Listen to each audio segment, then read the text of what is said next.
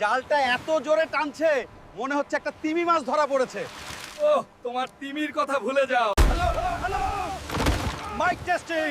ও হে জেলেরা, মাছ দাও, নরলে আমরা তোমাদের প্যান্ট খুলে দেব।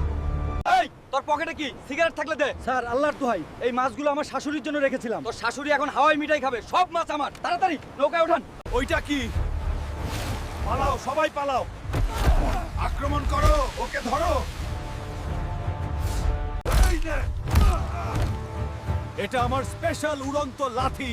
ও মাই, আমার পিঠ ভেঙে গেছে। দৌড়াও। নৌকা চালু কর। অফিস, আমরা এই নীল ভূতের সাথে পারবো না। আমাদের জীবন বাঁচানো সবচেয়ে জরুরি।